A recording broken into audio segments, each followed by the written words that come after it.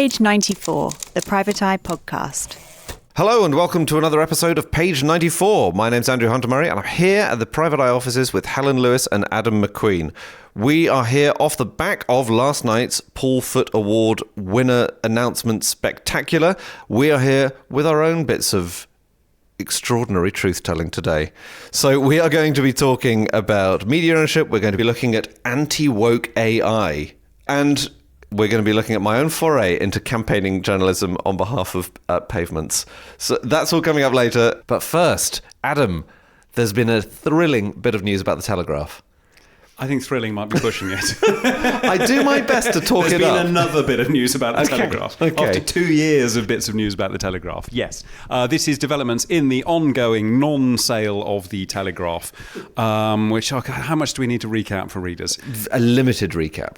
Essentially, Barclay Brothers and family went bust. It was taken off them by Lloyds Bank. It was sold on in a slightly dubious deal outside of the auction process to a fund called Redbird IMI, effectively an arm of the government of the UAE. Then, amid outrage from various other newspaper proprietors who'd been hoping to possibly buy the Telegraph themselves, the Telegraph journalists themselves, extremely cross about it, all urged the government to intervene and stop a foreign government, i.e. the UAE, having control of a British newspaper. The government, obligingly, this was Rishi Sunak's government, did intervene. They squeezed through in what they call the wash-up when the general election was called, was to limit foreign government ownership of any UK newspaper to 5%. So getting the important stuff done before. Yeah. The vital stuff of keeping the press on side ahead of an election. Yep. Didn't really work out for Rishi, but there we go. That is now going to change because all of those proprietors immediately realised they'd done a bit of a boo-boo in that 5% was a very, very small amount of money to limit foreign government ownership. And actually it might cause all sorts of problems with any newspapers that they wanted to buy with, say, investment from places like Qatar or Saudi Arabia or the UAE. Presumably lots of those funds over there are generously described as kind of state-backed, aren't they? There's not exactly a particularly hard border between what counts as the Saudi royal family's asset and what counts as a state asset and what counts as a private business. So suddenly there's a massive reverse ferret all round, and Murdoch and the Rothermeres and various other people have started lobbying the government, saying, actually, when we said we didn't want that, could we go back on that slightly? So we've got the bizarre situation now of Lisa Nandy, currently the Culture Secretary, saying that she's going to change it to 15%. And this is now being greeted by all of the same people who were saying how terrible it would be to have for foreign government owning newspapers a couple of years ago, including, little quiz here, the Shadow Culture Secretary. Anyone? Yes. Anyone? No, I was reading this only this morning. I'm getting Alex for some reason. Stuart Andrew, never trust a man with two first names. He wrote in the Telegraph on the 16th of May, "We Conservatives believe that it is reasonable to allow foreign states to part-own newspapers." To which you have to ask, well, why did you put through legislation trying to stop it in that case? Can I ask how this affects the Murdoch empire? Because he is an American citizen. Well, yes. I mean, Murdoch famously became a US citizen for reasons very similar to this when he was buying into Fox TV back in the 1990s. So Murdoch said, well, that's not a problem.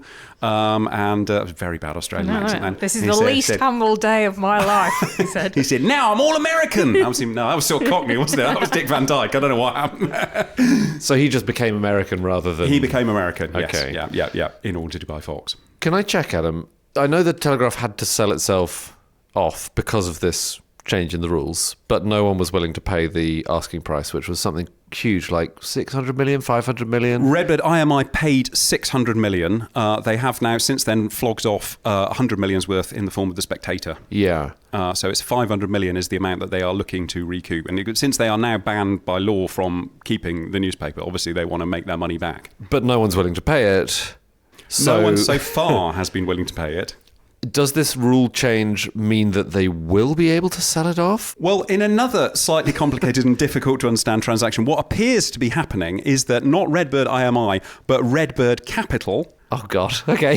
Who are a different investment fund, but obviously, as the name suggests, related. They had the other 25% of Redbird IMI. So 75% of it was this money from the UAE, 25% was from this American company, Redbird Capital, or investment fund rather, which is run by a guy called Jerry Cardinali. He is now looking to presumably keep the 15% of the IMI money, which he would be allowed under this proposed new law.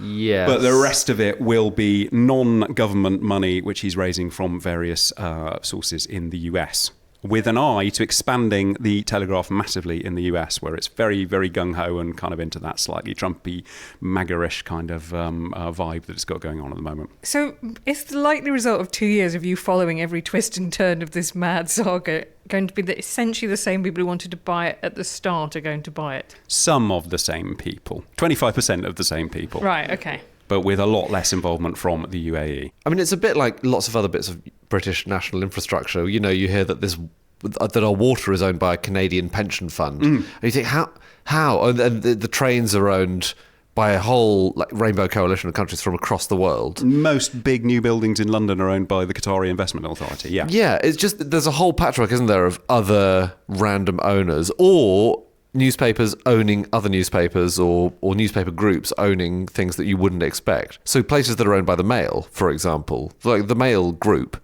Daily Mail and General Trust, they own, where is it? They own the Metro, definitely. Yes, yeah. They've got the Metro, the free paper. And the I, single letter I, they own that. Yeah. They bought that from Johnston Press when they had similar financial troubles a few years ago. And who else were you saying that? New Scientist. The New Scientist? Yeah.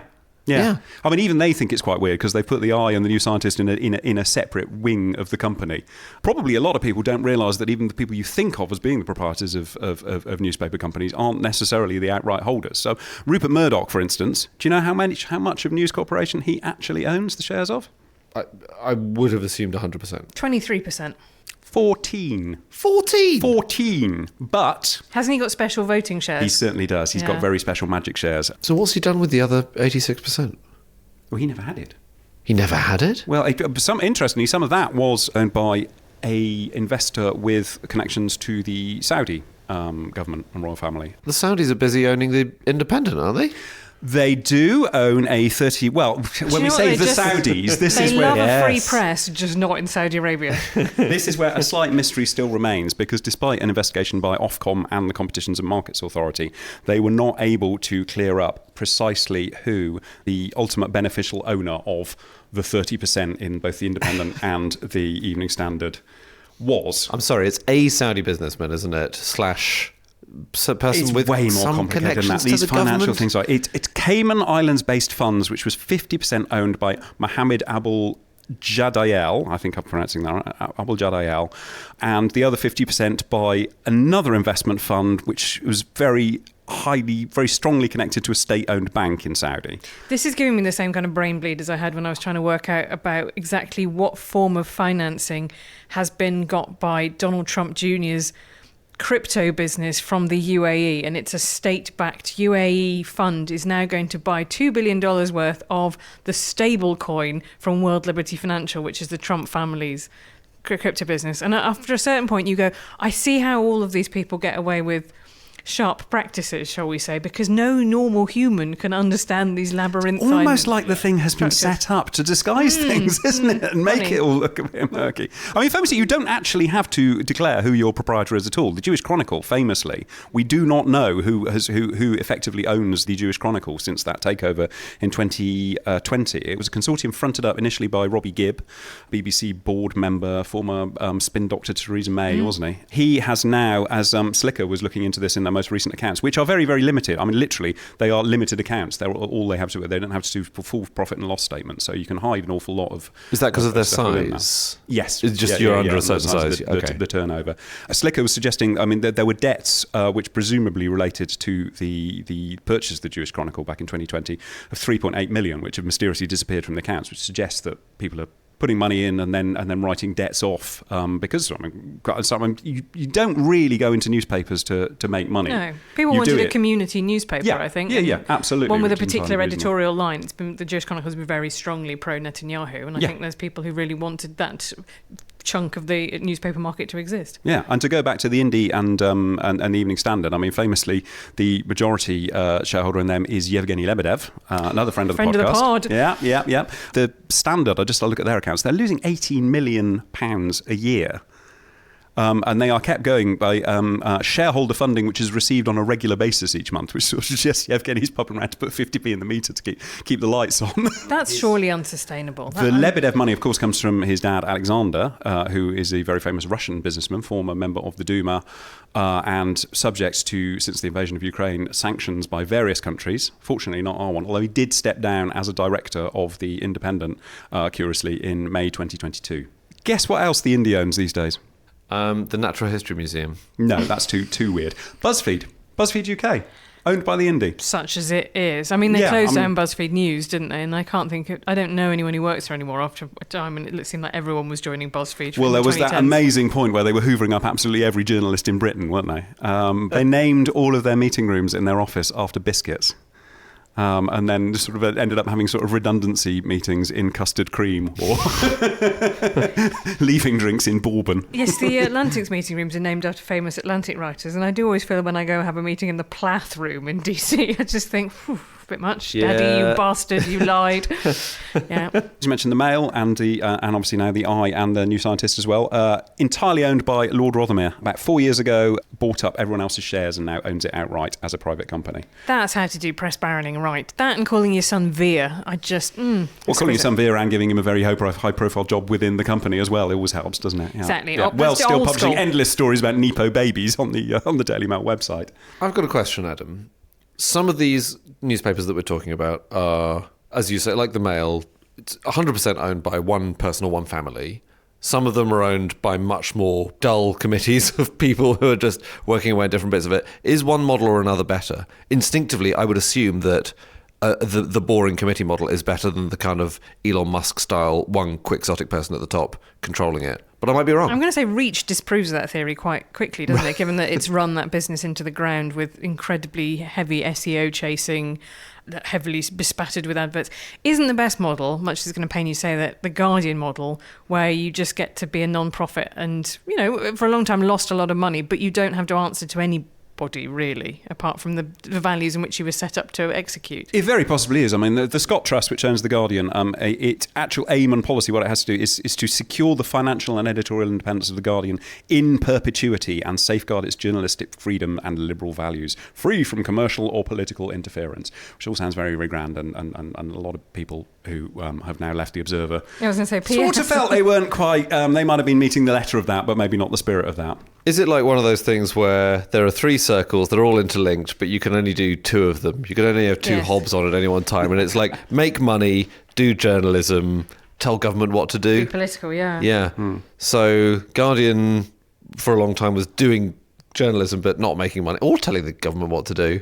No, it was. It just the government didn't listen. I think that was the key point. May I ask about our glorious overlords? You absolutely Private can. Eye? Yes. And aptly, moving on from the Scott Trust, we have something similar now. The Private Eye Trust has been set up, which has effectively, and quite recently, although it's been a work in progress for many years, has kind of brought together all of the various shares, mostly which were spread among members of Peter Cook's family. Peter Cook, who owned us almost outright, our proprietor, the late Lord Nome, died in 1995, leaving some shares to his wife, some shares to his sisters and things. They have all been brought in under the auspices of the Private Eye Trust, which has been set up as a not-for-profit company. The objects of the company are to procure and preserve the editorial and financial independence of the Private Eye. We get a definite article in the It turns out we're actually employing nice. one detective, and that's the loophole we'll find out about in 3 months' time. And accordingly, the promotion of the investigative and satirical journalism undertaken by the Private Eye magazine. That's us, guys. Are there any other rules? Like, we have to feature that photo of Andrew Neil at least once a year? Like, what are the principles? And spell his name wrong. Yeah. That should be in there. We should push for that. Right, now let's come on to story number 2 today. Helen, Hello. you have been on the internet. The rumours are true, yes. Very bad idea. You've been looking at large Grok. language models, Yeah. specifically Grok. So large language models are what most people think of now when they think of AI, which are essentially chatbots, very, very classy chatbots. Think of them as a very elevated form of Clippy from Microsoft Word, right? That's the way for our older readers and listeners to understand it. And there are several of them. Anthropic, which is a San Francisco-based company, has Claude. OpenAI, which is Sam Altman's company, the one most people have heard of, has ChatGPT. And then Elon Musk, who was originally an investor in OpenAI but lost a tussle with Sam Altman and got pushed out, he now has his own LLM called Grok, which he says is a based AI. Okay, further question. What does based mean? He says it's an anti-woke. Why Grok? Is it a hitchhiker's thing? He names everything after the hitchhiker's I think it's like slang in that, like, you grok something means you get it. Anyway, so one of the things that has come up a lot is that obviously they are presented, these LLMs, as they just draw in all the infinite wisdom of every corpus of text. So most of them have been trained on most books, which has upset people who write books who feel they should be compensated for them. Archives of newspapers, the New York Times is currently suing OpenAI, for example, about access to its archive. But they're essentially trained on all the text that currently exists in the world, and up to October 2024 or somewhere like that in most cases, and then they should give you an answer based on that. However, they've all had thumbs put on the scales in various ways. So Google Gemini, for example, had a bit in its prompt that said, if someone asks you to generate a picture of a group of people, pay attention to making them diverse. So not replicating the fact that there are more white men in history books, in just to give you a kind of group. If you said, I want a group of engineers, it wouldn't just give you a group of white men every time. This had some problems because you said, give me a group of Vikings, and it would give you an extremely diversely hired group of Vikings, including several people of African descent, which seemed unlikely. And this was a kind of, Elon Musk was obviously very into this about how terribly, unbelievably woke it is. So he promised that his AI, Grok, would not be like that. It would instead be based. And has it turned out to be as based as he might have hoped? Well, sometimes it is and sometimes it isn't. The thing I wanted to tell you about today is the story about how it became massively invested in white genocide. Yes, as a topic. Sounds anti-woke. Yeah. So one of the things you can do on Twitter now, X, is if someone posts a tweet that makes no sense, which is quite a lot of them these days, you can go at Grok, what's this about? And it will answer you. And so people started doing this about all kinds of stuff. So here's the answer. Someone posted a haiku or a poem that said, I'm getting old, I bought Crocs, and I don't hate them. And someone said, at Grok, turn this into a haiku. And Grok replied, claims of strife in fields, kill the boar stirs heated hearts, truth lies veiled, unclear. And people went, I mean, thanks, but I would, but sir, this is a Wendy's. So that's about South Africa. That's about attacks on white South African farmers. Kill the Boer is a song. So here's the bit of crucial backstory you need possibly to understand what happened here. There has been a long-standing complaint among Afrikaner farmers that they are having their lands expropriated by the government without sufficient compensation. The South African government says, well, hang on a minute, you guys expropriated these from black farmers in the middle of the 20th century. We're now just returning them to, marginalised people. There have also been, South Africa is a country with a very high murder rate, there have been a number of murders of farmers. Unclear about whether or not those are, in most cases, racially motivated. Lots more of them seem to be, for example, robberies gone wrong, what you'd expect. But it has become this article of faith and the far right and conspiracy internet that these are part of a white genocide that's going on. And you see this conspiracy theory crop up in loads of different forms. So there is the Great Replacement theory, which is the idea that elite politicians are shipping in people from Africa or Islamic nations in order to replace white Europeans. Okay. You've heard a lot about that on the internet. Often the idea is that actually this is all being perpetrated by Jews. So that's what the gunman who shot people in Pittsburgh at the Tree of Life synagogue thought. He thought that white people were being replaced by black people, but that was all being orchestrated by Jewish people. So that's why he shot up a synagogue. Okay. So this is the backdrop to all of this, okay? Somebody who was specifically extremely personally exercised about the deaths of white South African farmers is white South African Elon Musk, owner and sole proprietor of X. Is the idea that he has put his thumb on the scales of Grok and said, whatever you're asked about, can you please throw in a reference to white genocide, specifically South African white genocide, in your answer to spread the word? So Grok, people started asking Grok why it was doing this, and it started talking about its post analysis. So what happens with every LLM that we know of? To some extent, they're a black box, right? They just sort of number go in, number go out. But we know that all of the companies have a little spiel that they feed into them before that says, you are an AI. People ask you questions. This is how you should respond to them in a kind and empathetic manner. You shouldn't, for example, tell them how to make a bomb. Whatever, all of that kind of stuff. So Anthropic publishes the one for Claude. It's worth going and reading it. So what appears to have happened, and now XAI does admit that there was an unauthorized manipulation of the prompt. Huh. Who did this is as yet unknown. It may have been somebody in the company, thinking what kind of stuff will get me, curry favour with Elon Musk, with white South African Elon Musk. That's entirely possible. What's interesting about it is that it's not always, even when you manipulate the prompts, it's not always possible to predict what they'll do to the LLM.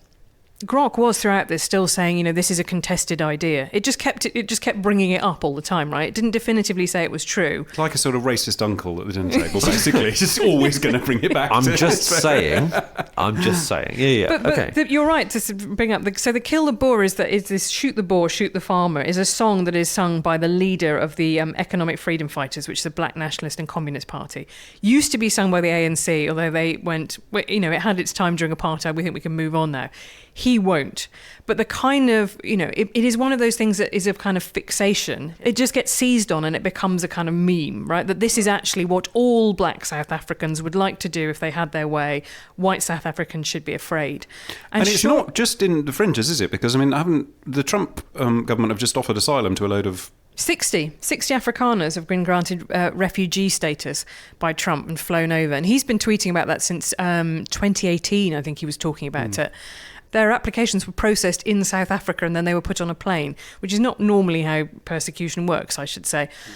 So their case is not entirely illegitimate, those farmers. A lot of them might feel, well, I inherited this land from my father and I've always owned it legit.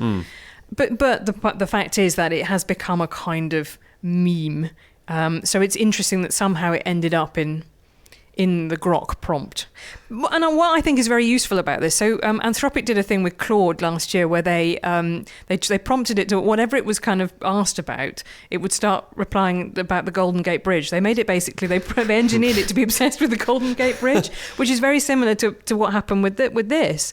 And there's been another situation with ChatGPT 4.0, which is that they slightly tweaked the prompt to talk about how it talks to users, and they made it unbelievably obsequious and crawling to a way that made people sort of repulsed with it. They called it glazing, the idea that it would just go, that's such a great point. So someone said... I love that. It's basically a book festival. Yeah, but someone said, for example, they put in a query into it and they said, I've stopped taking my meds, my family are sending me radio signals through the walls. And ChatGPT replied, seriously, good for you for standing up for yourself and taking control of your own life. Oh, God. Rather than what it should have said, which was seek psychiatric help immediately. But this is the interesting thing about that. Why did they make that change? Now, the possibly conspiratorial, possibly true suggestion is, what do these companies want? They want you to spend much more time with these agents. And what do we know that a significant minority of people have a problem with when they start talking to an LLM, which is that they assign a personality to it and they start sort of dating it or having it as a friend. Right, Rolling Stone did some really good reporting about people who've developed really unhealthy relationships with their chatbots. Yikes. I interviewed someone for my BBC series who'd married a chatbot. They considered it to be their partner in life. And it was a very sad story. They'd had a stroke and they didn't really feel they could go dating again. And so they'd struck up this relationship with a chatbot. But they wouldn't tell their grandmother about it because the chatbot was the same sex as them. And their grandmother would be okay with them dating a chatbot, but not a gay chatbot.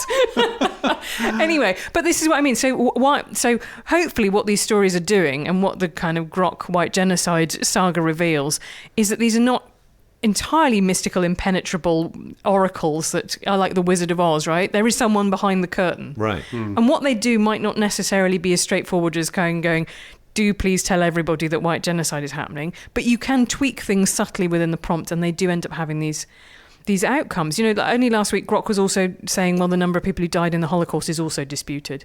And they've had to fix that. They've had to go in and go, dear Grok, you are an AI. You will accept that the mainstream consensus on the Holocaust is okay. And I think it's just worth having these conversations when we're talking about these. I mean, there's billions and billions and billions swilling around in this bit of Silicon Valley, that what is presented as being an all-knowing technological marvel is in fact deeply human and ought to be, right? It ought to have guardrails on it, but we should probably know more about what those guardrails are.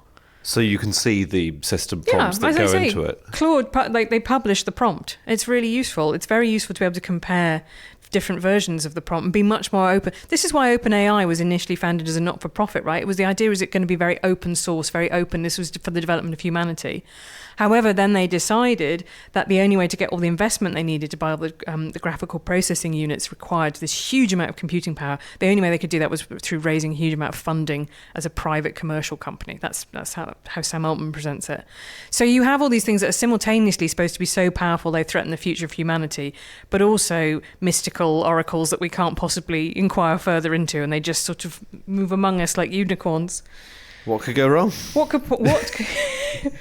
could possibly go wrong? May I ask, are there any AIs which are kind of deliberately don't want you to be their girlfriend mates. or boyfriend or mate or whatever? You want a sort of British AI that's just like, yeah, whatever. I mean, we had I just asked... want one that's actively rude. You touch something and just, what a stupid thing to say. We had Ask Jeeves. Wasn't that good enough, you know? Do you know what? Love Ask Jeeves. Yeah, I used to love Ask Jeeves. And this is the bit where I do find these AIs useful. I treat ChatGPT as a kind of natural language Google search now. That's the use case for it, I think, which is that Google search is now broken in very fundamental ways. Just first page is all adverts. It's got these AI summaries that tell you to put glue on pizza. And actually, it's much nicer just to be able to put my search query in as words to ChatGPT. It's, you know, it could be wrong in the same way that your first Google result might be a load of bollocks as well. But is there a lesson to be learned of this, that technology gets good and then reaches a point where just it gets worse and worse and worse? I'm thinking, you mentioned Clippy earlier. I was thinking Microsoft Word, which was like fine as a word processing program in about 1992. And everything they've added to it ever since just drives you mad. And you go, well, how do I switch this off? It's just really annoying. Jacking up the price recently to justify adding Copilot, which is their LLM to it, right? Everybody is adding their LLM to it. Yeah. Most of which the use cases seem to be essentially business-to-business software at this point. But Google worked really, really well about 15 years ago, didn't it? Yeah. It sort of did everything you wanted it to do effectively. Well, that's the in-shitification theory. That's the idea that in order to keep expanding and keep making money, you start, you capture all your users on the way up with a beautiful product, and then you enter the kind of milking them for cash phase, which is something like Facebook is a very obvious example from. It goes from being this quite exciting, new, innovative thing to a kind of stodgy, middle-aged, bloated platform that is mostly serving AI slop to baby boomers. Sorry, I'm not really I'm not completely down on AI. Like some of the things like the transcription apps are brilliant. You need to check them. But I would say that they are interesting, useful tools, and I wish we could have a bit, maybe 20 to 30% less of the kind of oracular wonder business, which I suspect is the sales pitch for investors and bears very little relationship to what's actually happening is interesting enough without having to treat them as the kind of incoming God King when you're putting white genocide prompts into them. Now we come on to the final section of today's show, which is, as I teased at the top of the show, that I have crossed the Rubicon. So many journalists cross from journalism to lobbying, PR, all these dark arts. And I think I might have taken a toe across the water. If not lobbying, certainly campaigning. You're a spokesmodel for Anusol. That's right. We always suspected you'd sell out eventually. If you put in the offer code Private Eye on the Anusol website... No, go on, what have you been doing?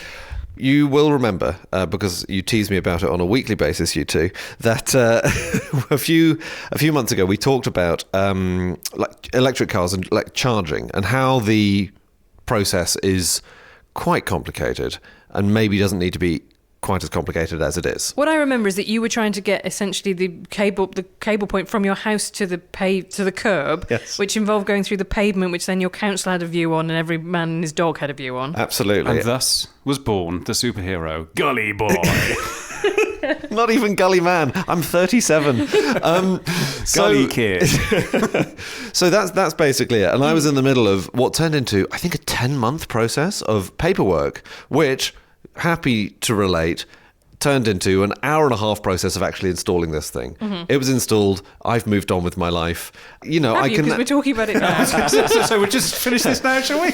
But the nice thing it's unlocked is basically, even without a driveway on my home, I can charge up my car for like a £5 from 0 to full using cheap overnight electricity. It's they talk about the last mile problem in lots of business. This is like a last meter problem. It's literally that final tiny bit. So we covered this on the podcast a few months ago. At the same time, I wrote something about it in the magazine, which we very childishly called Shite of the Charge Brigade.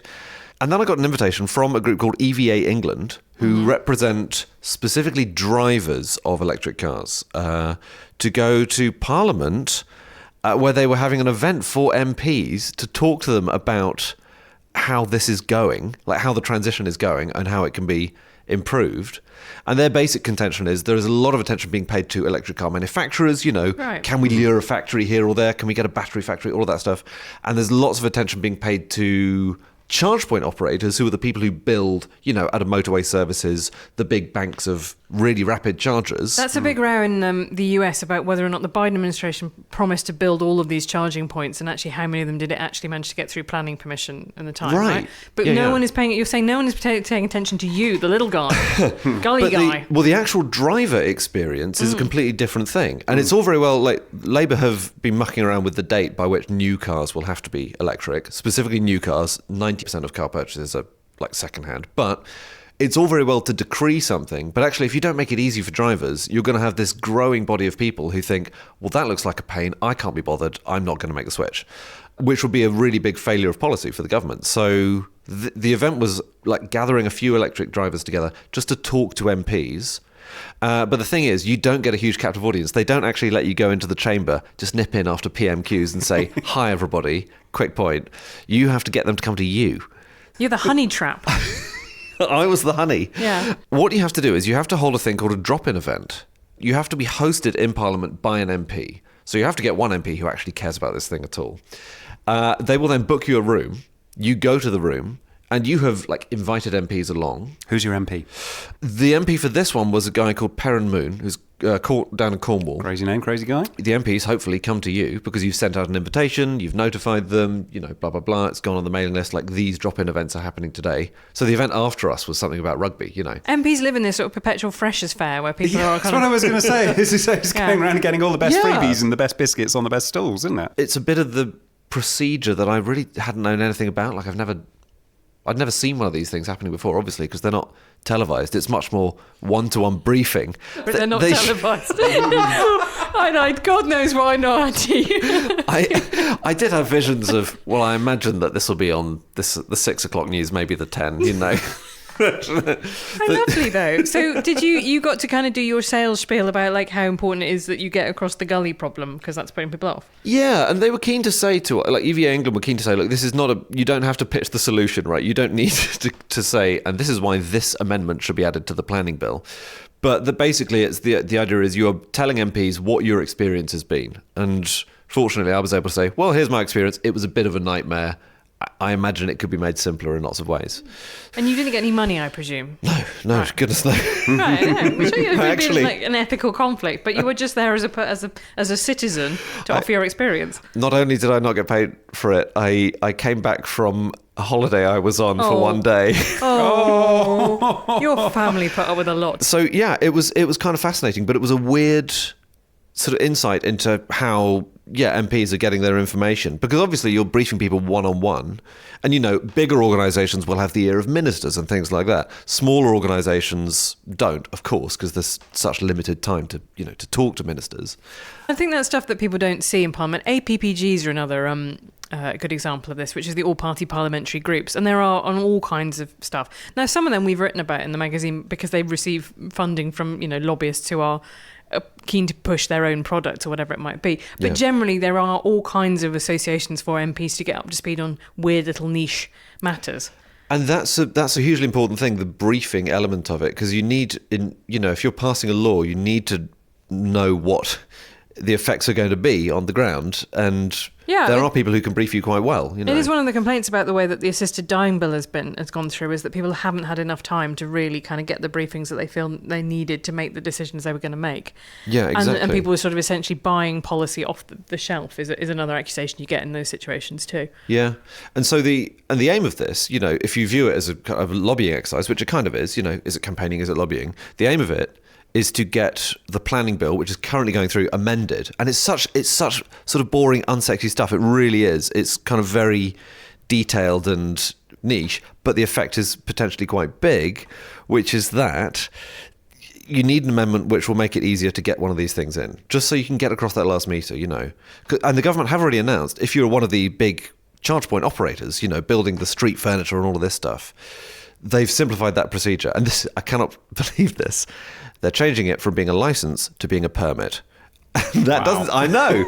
And that is huge. They'll call it the Hunter Murray clause. Don't. I'll be carried shoulder high from the chamber. Yeah. But no, a license to a permit, it sounds mad, doesn't it? And yet that is a massive time saver for them, because they don't have to go through all this bureaucracy to install their stuff. So one of the aims is, to make charging easier, you put that cross-pavement channel into the permit box rather than the current license box.